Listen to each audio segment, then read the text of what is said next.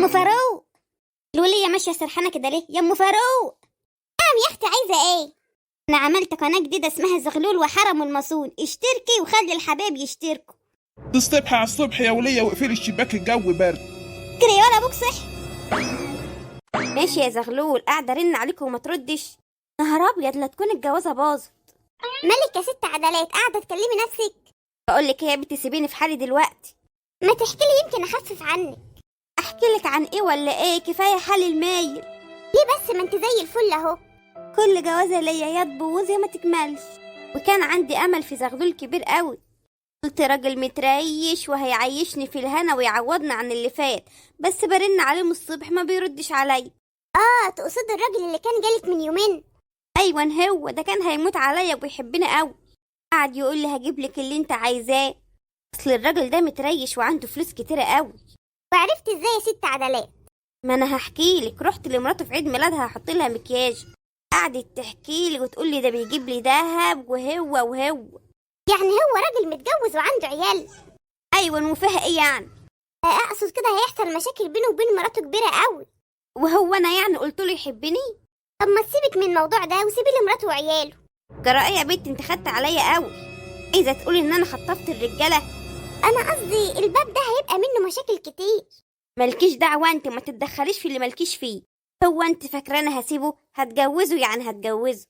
اياك حد يعرف الموضوع ده، ساعتها هطردك من الشغل. لا، وعلى ايه؟ ماليش دعوه. رايحه مشوار وراجعه، خلي بالك من المحل. حاضر.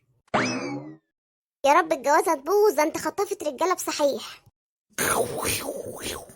شفت يا ولا، مش قلتلك المنوم مش هيحوق فيه؟ يا ماما احمدي ربنا انها جت سليمه. قلتلك حط نقطتين وحطيتي 6. ماشي يا نصح يا ابن النصح.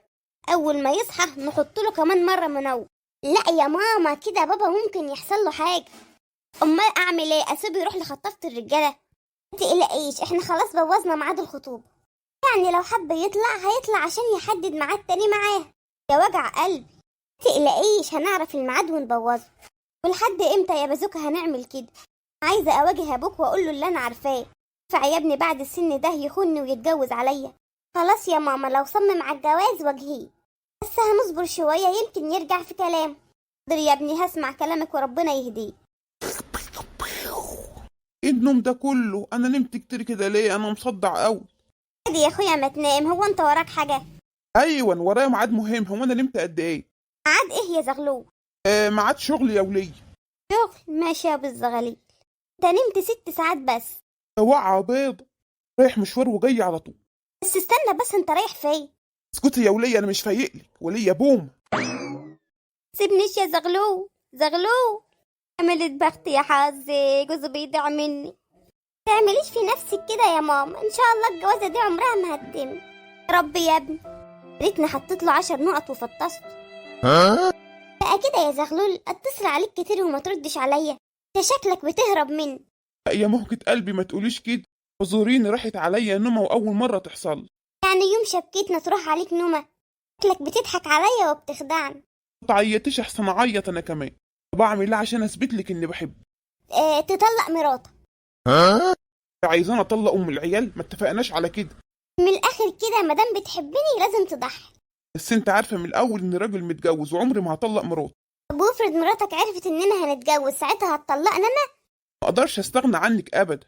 وساعتها يا ست هتقبل بالامر الواقع. ايه الواقع ده؟ زورين، اصل انا مثقف شويه وبحب اتكلم باللغه الفصحى. اقصد هتقبل بجوازنا غصب عنها. ماشي. بس اوعي تفتحي سيره طلاقي منها تاني عشان ما ازعلش منك. يا ميلة حظي، بقى تزعل من عدالة حبيبتك؟ ما اقدرش ازعل منك، بس ما تطلبيش حاجه اكبر مني. هي نكديه بس هي اللي فاتحه بيتك واستحملتني. امال عايز تتجوزني ليه يا زغلول؟ ما انت بتحبها قوي كده. انت الحب اللي استنيته كتير. اقول لك ايه بس؟ مهما اقول لك واشرح لك، هي مراتي انما انت حبيبتي. الحب ده اخرته ان شاء الله. يبقى جواز سعيد يا غاليه. ما تقوم يلا تجيب لي شبكتي. مستعجله ليه يا مهجتي؟ هو انا ههرب منك؟ امال هتجيب الشبكة امتى؟